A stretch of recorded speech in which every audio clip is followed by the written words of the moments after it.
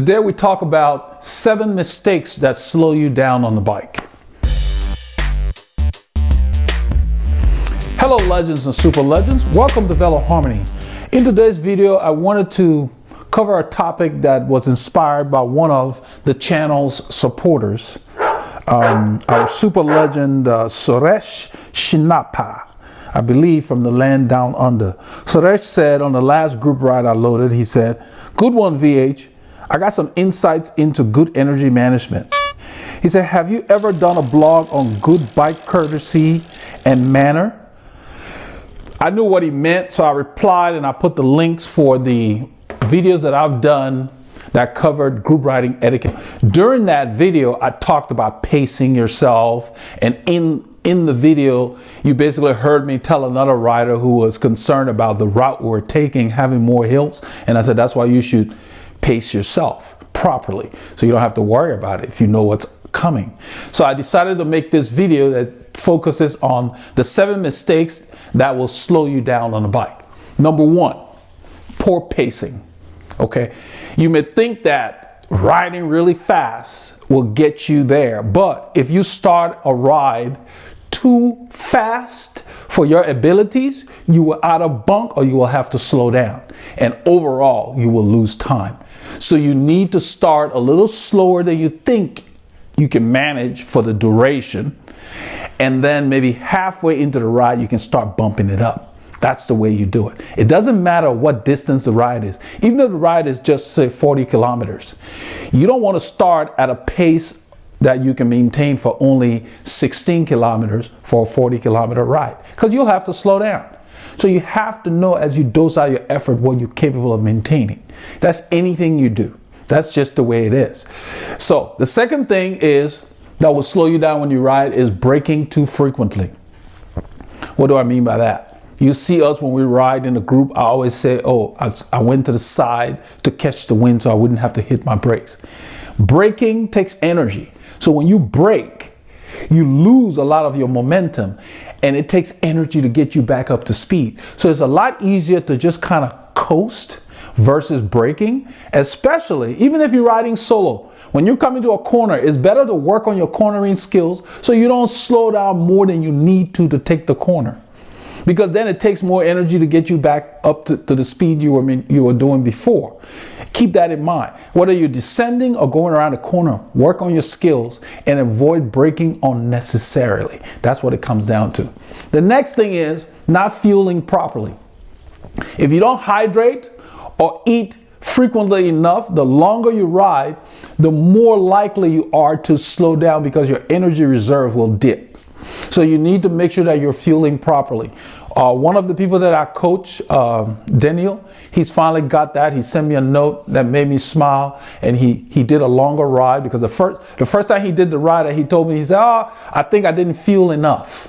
And then the next time he did the ride, he said that he felt so much better after the ride was over because he had fueled properly and he paced himself properly. So the combination, you can see how things are linking together, because if you fuel properly and you pace yourself, you should leave a ride feeling like you could do a little more. Never leave a ride feeling that you're completely wiped out if you can avoid that. The next thing that will slow you down is extra weight. And a lot of times when you say extra weight, people think about, oh, I need a lighter bike, or I need a $3,000 pair of wheels. No, it's cheaper to lose weight here. Okay? If that means that before the ride, make sure you go and use the facilities. Okay, that could be part of your pre-ride routine.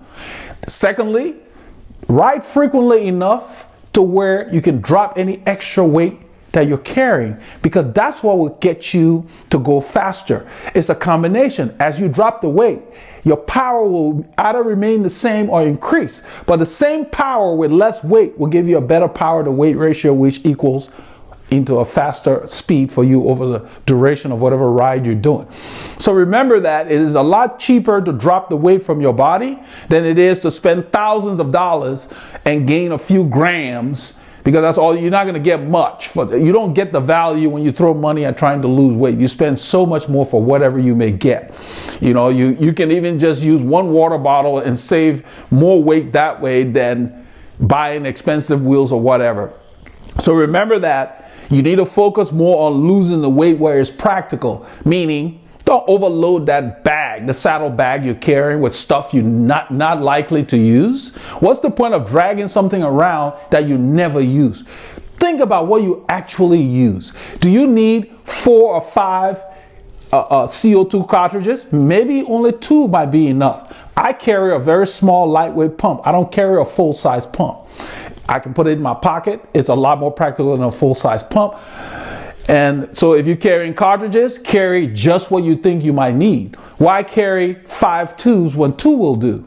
I've seen a lot of riders have more crap than you need, because you cannot cover every eventuality, and we'll cover what you need to do. If you're worried about maintenance, that's one of the things that slow you down. We'll talk about that. Keep your bike in a good condition to where you don't have to be surprised. Check your tires at home. Make sure you got good tires on there. Make sure your tubes are aired out properly before you ride, and you don't have to worry about carrying the kitchen sink in that bag. You can't carry everything for every eventuality anyway.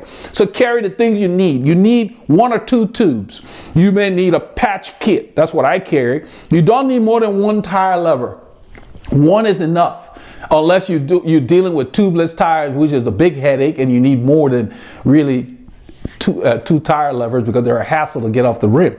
But really, 2 tubes, a tire level, maybe a small multi-tool. Well, really, how often do you really use a multi-tool? It's not that frequently. It sits there. If your bike's maintained, you really don't need a multi-tool. It's nice to have if you're going on a long adventure ride. But most of your riding, especially with you in a group, a small multi-tool is good enough.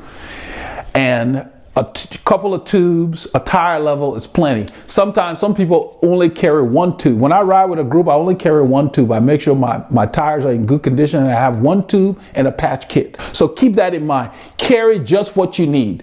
The next thing that slows you down, baggy clothing.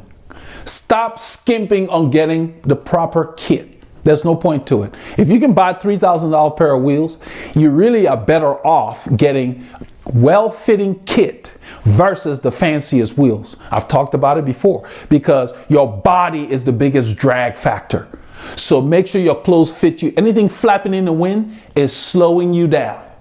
Any jacket that balloons when you wear it, it's slowing you down. The jacket doesn't need to be bulky to keep you warm. Buy jackets that are specially designed for cycling, and make sure they fit you well. Invest the time during the research and the sizing to make sure your jacket fits your body. The next thing is fit. I moved it down because I wanted to focus it in terms of upright body motion, because a lot of riders, so I will call this upright body motion. A lot of riders sit entirely too high on their road bikes. They sit almost like they're riding a beach cruiser nowadays. You see them with those stems pointed up, and they're just sitting upright, catching a lot of wind. Okay, if you watch our group rides, you will see when I sit behind or in front of somebody, you can see my position is more, my body is more like this. They're sitting like that. You're catching a lot of wind. There's no reason for you to be catching all that wind. If you're riding in your car, you put your hand out the window and do that, you see how much wind you catch versus this. So there is no reason why you should not be in a position that allows you to get as aero as possible when you're going really fast. If you're just casually riding, then fine. You can sit more upright, which is what most riders do. But you should be fitted to your bike in a position that allows you to get this low when you need to. That's what's slowing you down. The 7th reason, and not the least important, is lack of bike maintenance. A lot of riders don't keep up with their bike. You can tell by looking at their chains. If the chain is dirty, you see riders that got chain oil grease on their leg just by touching their drivetrain. All that dirt slows you down because it has grit in it. It is the grit from the road that mixes with whatever lube you're using that gets that chain black. If you don't keep it clean, not only does it wear out quicker, which costs you more money, but it actually slows you down because there's more friction from all that grit, because it's grinding your components. So keep your drivetrain clean and lubed. You don't need to see the lube for it to work. The lube goes in the pins. They don't need to be visible. Okay, when you put lube on there, you need to wipe off the excess, because all that does is pick up the grit and the dust from the road when you're riding, because our drivetrains are exposed. Those are the things that I have determined that are the main things that are slowing you down when you're on your rides. So keep that in mind. And as it comes to weight, it is a lot easier to lose the weight off your body than on your bike. It's a lot less expensive, plus it's better for you. That's the whole reason you ride, to tune your motor. So focus on your body and not throwing money at the bicycle, because you're not going to gain much. If you're overweight and you can buy the lightest components, your engine's still not going to fire to really get the most out of what you get. And dollars thrown at it for what you get, it's a lost cause. You don't gain that much. So to that effect, make sure you keep getting your K's in.